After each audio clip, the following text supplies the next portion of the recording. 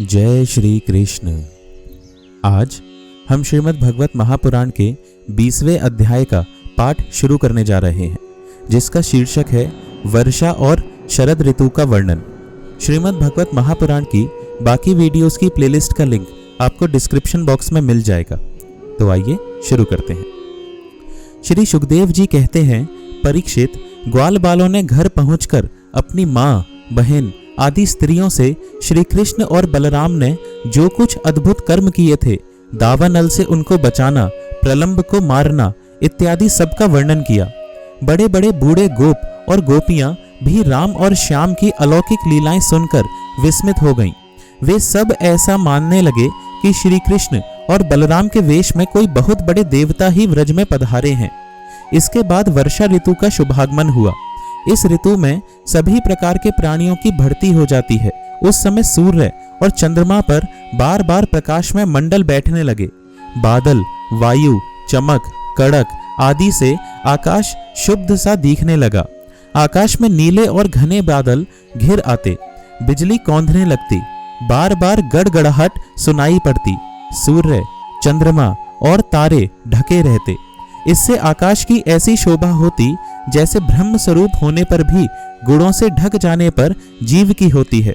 सूर्य ने राजा की तरह पृथ्वी रूप प्रजा से 8 महीने तक जल का कर ग्रहण किया था। अब समय आने पर वे अपनी किरण करों से फिर उसे बांटने लगे। जैसे दयालु पुरुष जब देखते हैं कि प्रजा बहुत पीड़ित हो रही है, तब वे दया परवश होकर अपने जीवन प्राण तक निछावर कर देते हैं, वैसे ही बिजली की चमक से शोभायमान घनघोर बादल तेज हवा की प्रेरणा से प्राणियों के कल्याण के लिए अपने जीवन स्वरूप जल को बरसाने लगे। जेठ आषाढ़ की गर्मी से पृथ्वी सूख गई थी।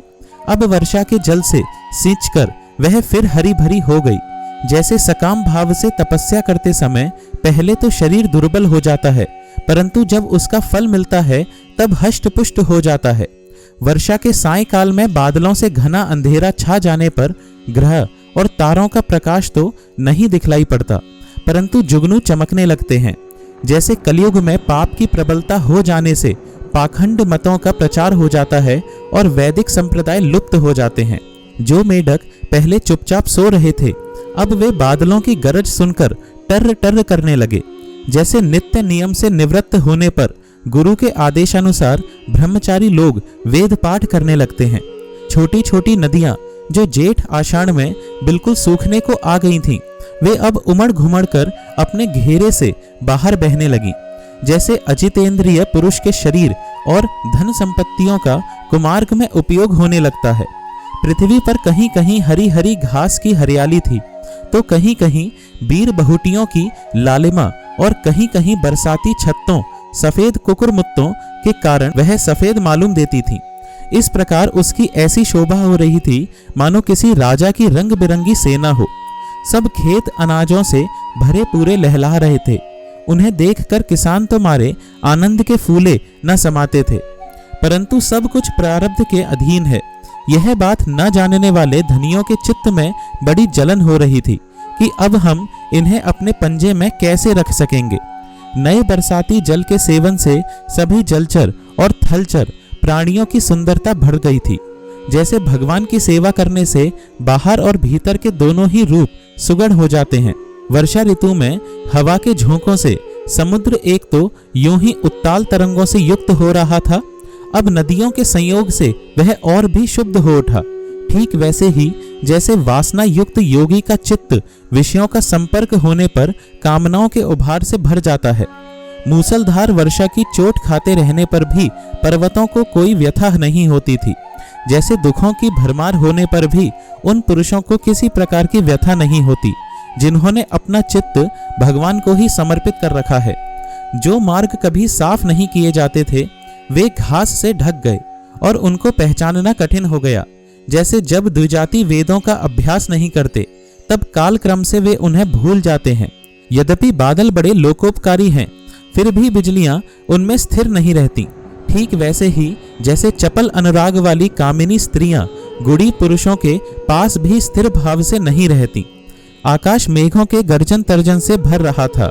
उसमें निर्गुण बिना डोरी के इंद्रधनुष की वैसी ही शोभा हुई जैसी सत्व रज आदि गुणों के शोभ से होने वाले विश्व के बखेड़े में निर्गुण ब्रह्म की। यद्यपि चंद्रमा की उज्जवल चांदनी से बादलों का पता चलता था, फिर भी उन बादलों ने ही चंद्रमा को ढककर शोभाहीन बना दिया था। ठीक वैसे ही जैसे पुरुष के आभास से आभासित होने वाला अहंकार ही उसे ढककर प्रकाशित नहीं होने देता। बादलों के शुभागमन से मोरों का रोम रोम खिल रहा था। वे अपनी कुहक और नृत्य के द्वारा आनंदोत्सव मना रहे थे। ठीक वैसे ही जैसे गृहस्थी के जंजाल में फंसे हुए लोग जो अधिकतर तीनों तापों से जलते और घबराते रहते हैं, भगवान के भक्तों के शुभागमन से आनंदमग्न हो जाते हैं। जो वृक्ष जेठ आषाढ़ में सूख गए थे, वे अब अपनी जड़ों से जल पीकर पत्ते, फूल तथा डालियों से खूब सज धज गए। जैसे सकाम भाव से तपस्या करने वाले पहले तो दुर्बल हो जाते हैं, परंतु कामना पूरी होने पर मोटे तगड़े हो जाते हैं। परीक्षित, तालाबों के तट कांटे, कीचड़ और जल के बहाव के कारण प्रायः अशांत ही रहते थे, परंतु सारस एक क्षण के लिए भी उन्हें नहीं छोड़ते थे। जैसे अशुद्ध हृदय वाले विषयी पुरुष काम धंधों की झंझट से कभी छुटकारा नहीं पाते, फिर भी घरों में ही पड़े रहते हैं। वर्षा ऋतु में इंद्र की प्रेरणा से मूसलधार वर्षा होती है। इससे नदियों के बांध और खेतों की मेड़ें टूट फूट जाती हैं। जैसे कलयुग में पाखंडियों के तरह तरह के मिथ्या मतवादों से वैदिक मार्ग की मर्यादा ढीली पड़ जाती है। वायु की प्रेरणा से घने बादल प्राणियों के लिए अमृत में जल की वर्षा करने लगते हैं।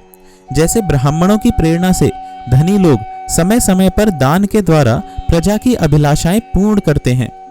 वर्षा ऋतु में वृंदावन इसी प्रकार शोभायमान और पके हुए खजूर तथा जामुनों से भर रहा था।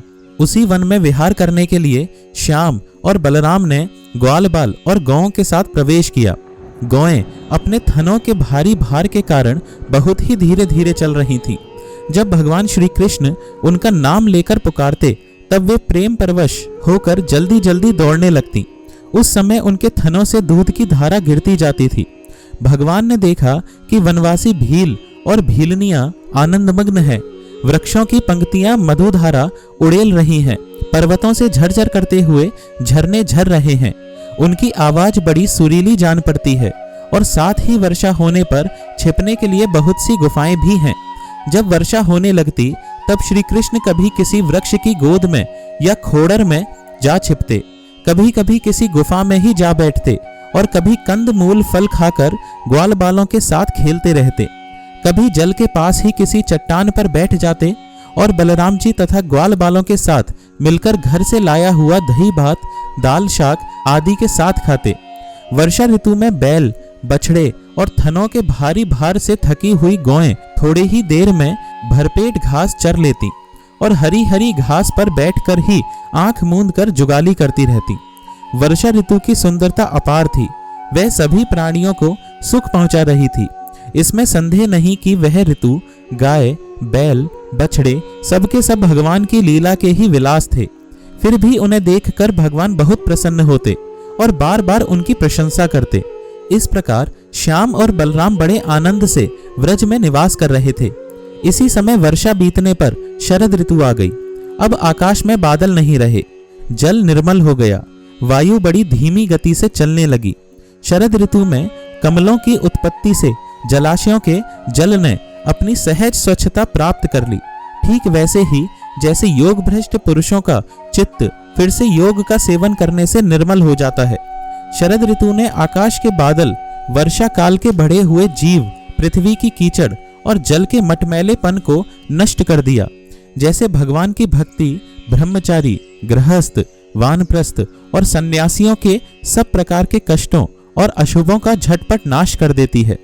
बादल अपने सर्वस्व जल का दान करके उज्जवल कांति से सुशोभित होने लगे। ठीक वैसे ही जैसे लोक परलोक, स्त्री पुत्र और धन संपत्ति संबंधी चिंता और कामनाओं का परित्याग कर देने पर संसार के बंधन से छूटे हुए परम शांत सन्यासी शोभायमान होते हैं। अब पर्वतों से कहीं कहीं झरने झरते थे और कहीं कहीं वे अपने कल्याणकारी जल को नहीं भी बहाते थे। जैसे ज्ञानी पुरुष समय पर अपने अमृतमय ज्ञान का दान किसी अधिकारी को कर देते हैं और किसी किसी को नहीं भी करते। छोटे छोटे गड्ढों में भरे हुए जल के जलचर यह नहीं जानते कि इस गड्ढे का जल दिन पर दिन सूखता जा रहा है। जैसे कुटुंब के भरण पोषण में भूले हुए मूढ़ यह नहीं जानते कि हमारी आयु क्षण क्षण क्षीण हो रही है। थोड़े जल में रहने वाले प्राणियों को शरतकालीन सूर्य की प्रखर किरणों से बड़ी पीड़ा होने लगी। जैसे अपनी इंद्रियों के वश में रहने वाले कृपण एवं दरिद्र कुटुंबी को तरह तरह के ताप सताते ही रहते हैं। पृथ्वी धीरे धीरे अपना कीचड़ छोड़ने लगी और घास पात धीरे धीरे अपनी कचाई छोड़ने लगे। ठीक वैसे ही जैसे विवेक संपन्न साधक धीरे धीरे शरीर आदि अनात्म पदार्थों में से यह मैं हूँ और यह मेरा है, यह अहमता और ममता छोड़ देते हैं। शरद ऋतु में समुद्र का जल स्थिर, गंभीर और शांत हो गया। जैसे मन के निसंकल्प हो जाने पर आत्माराम पुरुष कर्म कांड का झमेला छोड़कर शांत हो जाता है। किसान खेतों की मेड़ मजबूत करके जल का बहना रोकने लगे। जैसे योगी जन अपनी इंद्रियों को विषयों की ओर जाने से रोककर प्रत्याहार करके उनके द्वारा क्षीण होते हुए ज्ञान की रक्षा करते हैं। शरद ऋतु में दिन के समय बड़ी कड़ी धूप होती, लोगों को बहुत कष्ट होता, परंतु चंद्रमा रात्रि के समय लोगों का सारा संताप वैसे ही हर लेते जैसे देहाभिमान से होने वाले दुख को ज्ञान और भगवद रहस्य होने वाले गोपियों के दुख को श्री कृष्ण नष्ट कर देते हैं। जैसे वेदों के अर्थ को स्पष्ट रूप से जानने वाला सत्वगुणी चित्त अत्यंत शोभायमान होता है, वैसे ही शरद ऋतु में रात के समय मेघों से रहित निर्मल आकाश तारों की ज्योति से जगमगाने लगा। परीक्षित, जैसे पृथ्वी तल में यदुवंशियों के बीच यदुपति भगवान श्री कृष्ण की शोभा होती है, वैसे ही आकाश में तारों के बीच पूर्ण चंद्रमा सुशोभित होने लगा। फूलों से लदे हुए वृक्ष और लताओं में होकर बड़ी ही सुंदर वायु बहती। वह न अधिक ठंडी होती और न अधिक गर्म। उस वायु के स्पर्श से सब लोगों की जलन तो मिट जाती, परंतु गोपियों की जलन और भी बढ़ जाती, क्योंकि उनका चित्त उनके हाथ में नहीं था। श्री कृष्ण ने उसे चुरा लिया था। शरद ऋतु में गौएं, हरिणियां, चिड़ियां और नारियां ऋतुमती संतानोत्पत्ति की कामना से युक्त हो गईं तथा सांड, हरिण, पक्षी और पुरुष उनका अनुसरण करने लगे। ठीक वैसे ही जैसे समर्थ पुरुष के द्वारा ही हुई क्रियाओं का अनुसरण उनके फल करते हैं। परीक्षित, जैसे राजा के शुभागमन से डाकू चोरों के सिवा और सब लोग निर्भय हो जाते हैं, वैसे ही सूर्योदय के कारण कुमुदनी, कोई या कोई के अतिरिक्त और सभी प्रकार के कमल खिल गए। उस समय बड़े बड़े शहरों और गांवों में नवान प्राशन और इंद्र संबंधी उत्सव होने लगे। खेतों में अनाज पक गए और पृथ्वी भगवान श्री कृष्ण तथा बलराम जी की उपस्थिति से अत्यंत सुशोभित होने लगी।